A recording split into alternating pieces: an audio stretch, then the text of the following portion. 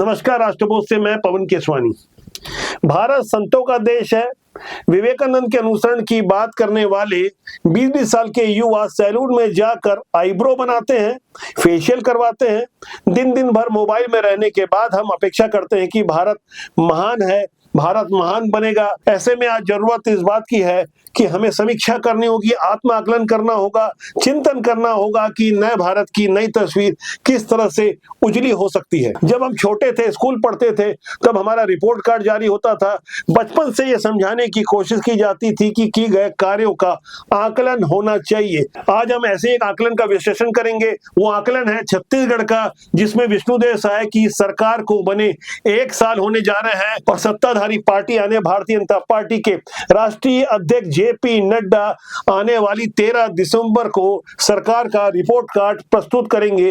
अलग अलग विभागों को जो जिम्मेदारियां दी गई है कि साल भर आपने क्या किया, वो जनता के सामने प्रस्तुत किया जाए। ऐसे रिपोर्ट कार्ड जाहिर तौर पर सरकार की विश्वसनीयता बढ़ा देते हैं। सरकार और सत्ताधारी दल की ओर से तो ठीक है, यदि विपक्ष भी सत्ताधारी दल के स्वर में स्वर मिलाने लगे, विपक्ष के कद्दावर नेता टीएस सिंहदेव जो साल भर पहले तक उप मुख्यमंत्री थे, वो यदि खुलकर भारतीय जनता पार्टी की कार्यशैली की लगातार तारीफ करने लगे तो इसे क्या कहा जाएगा। जाहिर तौर पर सत्ताधारी दल की तो बाछे खिली होगी। विपक्षी कांग्रेस, उसमें से खासकर भूपेश बघेल बेहद असमंजस में होंगे और समझने की कोशिश कर रहे होंगे कि आखिर बाबा इतनी चतुराई के साथ अपनी बात रखकर कांग्रेस को आखिर क्यों आईना दिखा रहे हैं। वैसे तो टीएस सिंहदेव बाबा ने पिछले कुछ दिनों में लगातार भारतीय जनता पार्टी के पक्ष में बयान दिए हैं, लेकिन उनका ताजा बयान ट्वीट यानी एक्स की शक्ल में आया है, जो उन्होंने विष्णुदेव साय सरकार की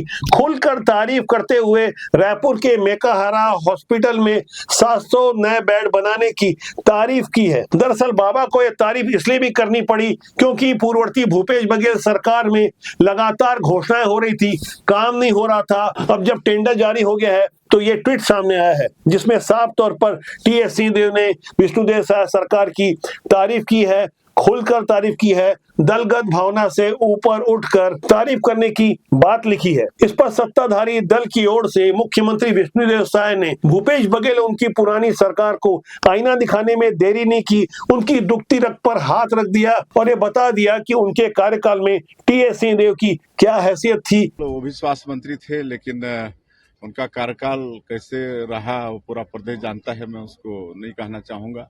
वो सज्जन व्यक्ति हैं, लेकिन जैसे हमारी सरकार आई है तो मेकाहारा जो पूरे प्रदेश का एक केंद्र है स्वास्थ्य के लिए, वहाँ पर बेड की कमी होती थी, तो अभी 700 बेड का निर्माण होगा, उसके लिए टेंडर हो चुका है। तो सीएम साहब जिन्हें सज्जन बता रहे हैं, उनके बारे में भाजपा के प्रवक्ता केदार गुप्ता कहाँ पीछे रहने वाले थे। हॉस्पिटल में टीएस सिंहदेव जी ने तारीफ की कि दवाइयां भी हैं, नई बिल्डिंग बन रही है, और मुझे दुख है कि मेरी कांग्रेस की सरकार कुछ नहीं कर पाई। वहीं दीपक बैज जी इसका विरोध करते हैं। तो हम तो कह रहे हैं कि अब कांग्रेस के पास कुछ बचा नहीं है। आंतरिक विरोधाभास इतना ज्यादा है कि सबको पेपर में छपने की पड़ी है कि कोई कुछ बोल दे, कोई कुछ बोल दे। तो बैज जी एक बार सलाह कर लीजिए टीएस सिंहदेव जी से, वो भी आपके पूर्व मुख्यमंत्री रहे हैं। आखिर क्या हो गया बाबा साहब को जो लगातार कांग्रेस की कमियां बता रहे हैं। हाल में ही पुराने उप मुख्यमंत्री टीएस सिंहदेव द्वारा एक के बाद एक जो कांग्रेस को आईना दिखाने का काम किया गया और एक तरीके से भारतीय जनता पार्टी के पक्ष में 2 बयान दिए हैं, उसे हमें गहराई से समझना होगा। बंधे हुए नहीं है, जो बीजेपी है वो संगठन है, वो मीटिंग हो रही है, हर हफ्ते कुछ हो रहा है। आज उनके कुछ विधायकों से बात करते हैं जो कभी इधर थे अभी उधर हैं, या उनके साथ के भी पुराने लोग कहते हैं कि इतना दौड़ाते हैं, इतना काम करते हैं कि आज यहाँ जाओ, आज यहाँ जाओ, आज यहाँ जाओ, आज यहाँ जाओ। ये कांग्रेस में नहीं है। कंसिस्टेंट एफर्ट, लंबा एफर्ट लगेगा। 10 तो नहीं, मेरे को लगता है 20-25 साल लगेंगे। ऐसा नहीं है कि टीएस सिंहदेव खुद चुनाव हारने और विष्णुदेव साय की सरकार बनने की 1 साल की खुशी में बयान दे रहे हैं। जब सरकार भूपेश बघेल की थी और विधानसभा चुनाव को चंद महीने बाकी थे, तब 14 सितंबर 2023 को प्रधानमंत्री नरेंद्र मोदी की मौजूदगी में उन्होंने साफ तौर पर खुले मन से एक तरह से भूपेश बघेल के विरुद्ध बगावत कर दी थी। जो बयान दिया था उससे कांग्रेसी हतप्रभ थे। उस बयान की चर्चा पूरे देश भर में हुई थी। हाल में ही जो मेकाहारा की तारीफ वाला बयान दिया है, इसमें कांग्रेस के प्रदेश अध्यक्ष दीपक बैज भी हतप्रभ हैं, उन्हें कुछ सूझ नहीं रहा है। चंद सेकंड में दीपक बैज के बयान को भी सुनिए, उसके बाद एक बार फिर हम टीएस सिंहदेव को गहराई से समझने की कोशिश करेंगे। मेकाहारा से लेकर पूरे प्रदेश के स्वास्थ्य विभागों पे लगातार हम लोग प्रश्न चिन्ह लगा रहे हैं। अगर पर्सनल उन्होंने कहा तो ये उनका आकलन है। अब सोचिए, चुनावी जंग की रणभेरी बच चुकी हो और चुनाव के एंड पहले जब आचार संहिता लगने को हो, उस दौरान विपक्षी दल के सबसे बड़े नेता और देश के प्रधानमंत्री नरेंद्र मोदी का छत्तीसगढ़ दौरा था, भूपेश बघेल की सरकार थी और उस सरकार के नंबर 2 की पोजीशन में टीएस सिंहदेव थे। इन विधानसभा चुनाव के पहले उन्होंने खुलकर किस तरह से कांग्रेस को आईना दिखाने की कोशिश की थी। और मैं ये कहने से भी नहीं चूकना चाहूंगा कि मेरे अनुभव में मैंने भेदभाव महसूस नहीं किया। राज्य से हम लोगों ने अगर काम किया और मांगा तो बतौर हक, बतौर एक साथी केंद्र सरकार की ओर से कभी हाथ तंग नहीं रहे।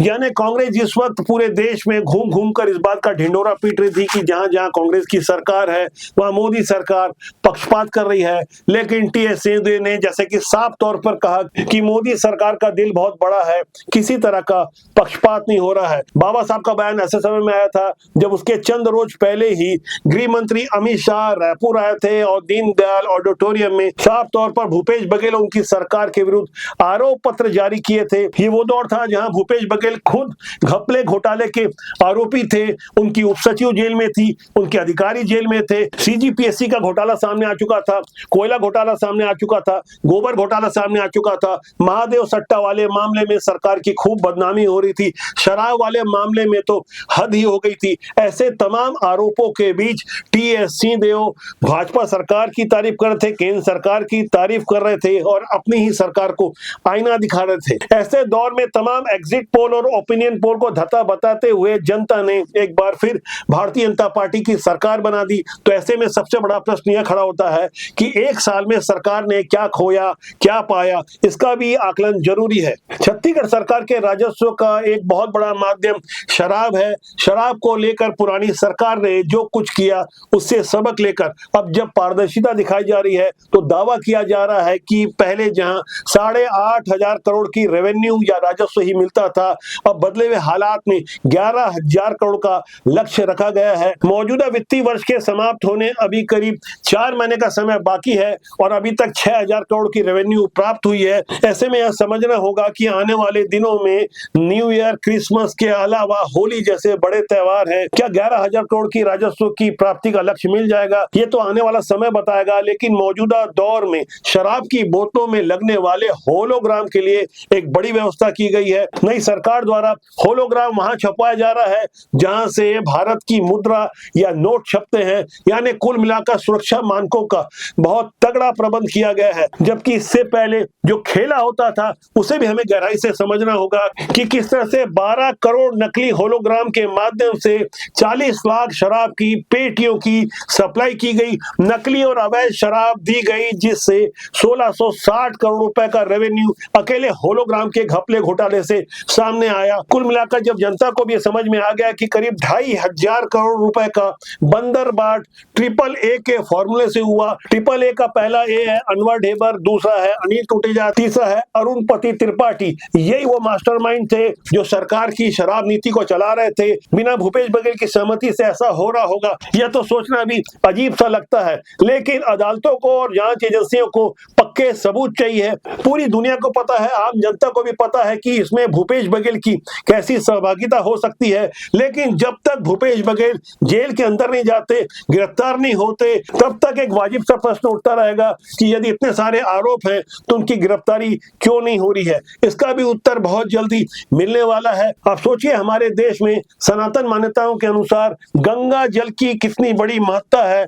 उसी गंगा जल को हाथ में लेकर शराबबंदी की घोषणा की गई थी। लेकिन शराबबंदी तो दूर, बिचौलियों को लाइसेंस देते हुए FL टैक्स 10 की पद्धति को इतना फलने फूलने दिया गया, इतनी ज्यादा अवैध कमाई करने का मौका दिया गया और मिल बांट का जिस तरह से छत्तीसगढ़ को लूटने की कोशिश की गई, उसका उदाहरण जून से लेकर अगस्त तक जो FL10 का लाइसेंस पद्धति समाप्त हुआ है, उसी से अंदाजा लगाया जा सकता है। इस साल लोकसभा चुनाव की आचार संहिता 4 जून को समाप्त हुई और उसके बाद शुरुआती 3 महीने में ही आबकारी विभाग को शराब से मिलने वाला 600 करोड़ का वो अतिरिक्त राजस्व जो सीधे FL10 के लाइसेंस धारियों को कमीशन के रूप में मिलने वाला था, वो नहीं मिल सका। यानी 3 महीने में 600 करोड़ रुपए का अतिरिक्त कमीशन मिला है। इससे आप अंदाजा लगा सकते हैं कि कितनी लूटमार पहले हुई होगी, किस कदर कमीशन खोरी हुई होगी। सिर्फ 3 महीने में 600 करोड़ के अतिरिक्त राजस्व से आप अनुमान लगा सकते हैं कि 2500 करोड़ की अतिरिक्त राजस्व पूरे साल भर में मिलेगी।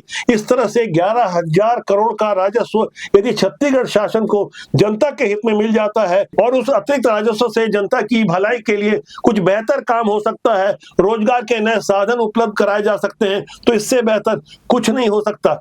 वैसे मौजूदा सरकार की ओर से अपने घोषणा पत्र में रोजगार की बातें लिखी गई थी। साफ तौर पर लिखा गया था 1 लाख सरकारी नौकरियां चरणबद्ध तरीके से दी जाएगी। चरणबद्ध का आशय साफ तौर पर 5 साल से है, लेकिन बीते 1 साल में ही खासकर युवाओं को अपेक्षाएं कुछ ज्यादा ही थी। इसलिए खासकर सोशल मीडिया के दौर में विरोध के स्वर भी दिखाई दे रहे हैं। आने वाली 13 दिसंबर को बीजेपी के राष्ट्रीय अध्यक्ष JP नड्डा जिस वक्त सरकार का रिपोर्ट कार्ड प्रस्तुत करेंगे, उसमें विधानसभा चुनाव के दौरान प्रधानमंत्री नरेंद्र मोदी ने जो जो घोषणाएं की थी, जो मोदी गारंटी जारी की थी, उसे पूरा करने पर फोकस किया जाएगा। ऐसी गारंटियों में एक बड़ी गारंटी थी महतारी वंदन योजना। बीते 10 महीने में छत्तीसगढ़ की 70 लाख महतारियों को प्रति महीना 1-1 हजार रुपए दिया जा चुका है। 3100 रुपए क्विंटल धान का जो वादा किया गया था, उसकी भी तैयारी हो चुकी है। 18 लाख आवासों को मंजूरी दी जा चुकी है। साथ ही गौर करने वाली बात है, जो 3100 रुपए क्विंटल धान की खरीदी हो रही है, वहां प्रति एकड़ 21 क्विंटल धान खरीदी की मोदी गारंटी को अमली जामा पहनाया जा रहा है। हमारे देश में नेता और राजनीतिक पार्टियां खासकर चुनाव से पहले ढेर सारे वादे करते हैं और दावा करते हैं कि हम उन्हें पूरा करेंगे, लेकिन उन घोषणाओं के आगे यदि मोदी गारंटी शब्द जुड़ जाए तो स्वाभाविक रूप से जिम्मेदारियां ज्यादा बढ़ जाती है। हर हाल में मोदी गारंटी पूरी होगी, यही मानकर जनता ने भारतीय जनता पार्टी को वोट दिया, सरकार बनाई। अब सरकार के सामने जिम्मेदारियां बहुत बड़ी है, कैसे भी करके उस मोदी गारंटी शब्द के महत्व को कायम रखा जाए। वैसे 5 साल के लिए चुनी हुई सरकार के लिए 1 साल का समय सिर्फ 20% होता है। ऐसे में जो लोग अपेक्षाएं पाले हुए हैं, उनकी अपेक्षा भी वाजिब है, लेकिन ये सोचना होगा कि 1 साल का समय बहुत पर्याप्त नहीं होता। फिलहाल हमें इंतजार करना होगा 13 दिसंबर का, जिस वक्त JP नड्डा छत्तीसगढ़ सरकार के रिपोर्ट कार्ड को जारी करेंगे। भाजपा के राष्ट्रीय अध्यक्ष और केंद्रीय मंत्री JP नड्डा के जाने के 2 दिन बाद अमित शाह भी छत्तीसगढ़ आएंगे, जिनकी ओर से ऐलान किया गया है कि पूरे देश में आने वाली 31 मार्च 2026 से पहले नक्सलवाद का समूल नष्ट कर दिया जाएगा। मोदी सरकार की कोई एक बहुत बड़ी उपलब्धियों में से ये एक उपलब्धि होगी कि भारत से नक्सलवाद पूरी तरह समाप्त हो जाएगा। जैसी घोषणा की गई है वैसा होता भी नजर आ रहा है। बस्तर में खासकर उस हिड़मा के गांव तक अमित शाह जा रहे हैं, जिस दुर्दांत नक्सली की एक ताजा तस्वीर भी सुरक्षा बलों के पास नहीं है। उसकी क्रूरता का अंदाजा इसी से लगाया जा सकता है। बस्तर के जंगलों में उसकी तूती बोलती है। दहशत का पर्याय माना जाता है हिड़मा। न केवल हिड़मा के गांव में जाएंगे, बल्कि आबूझमाड़ का वो इलाका जिसे नक्सलियों का कोर इलाका कहा जाता है, वहां सुरक्षा बलों के कैंप स्थापित होने का भी जायजा लेंगे। इससे आप अंदाजा लगा सकते हैं कि मोदी के साथ शाह की गारंटी को पालन करवाने के लिए किस कदर बहुत व्यापक स्तर पर तैयारी चल रही है। सरकार से अपेक्षाओं के साथ सरकार से मिलने वाली सुविधाओं पर यदि गौर किया जाए तो जिस व्यापक पैमाने पर मुफ्त में सिलेंडर दिए गए हैं, तो ऐसे सिलेंडर कौन है जो रेल की पटरियों में रखता है। सरकार ने यदि मुफ्त आवास दिए हैं, जो आवास के छतों पर पत्थर रखते हैं, शोभा यात्रा में पत्थर चलाते हैं, कौन है वो लोग जो मुफ्त में मिलने वाले राशन को तो खाते हैं लेकिन जनसंख्या नियंत्रण जैसे कानून को नहीं मानते। ढेर सारे ऐसे प्रश्न हैं जिसे हमें गहराई से समझना होगा। सरकार हमारी है तो हम सरकार के क्यों नहीं है। हाथों में तिरंगा लेकर देशद्रोह का काम करने वाले ऐसे चेहरों को पहचानने की जरूरत है। तो राष्ट्रबोध के आज के अंक के लिए इतना ही। मेरा आपसे आग्रह है कि चैनल को देखें, लाइक करें, शेयर करें, सब्सक्राइब करें।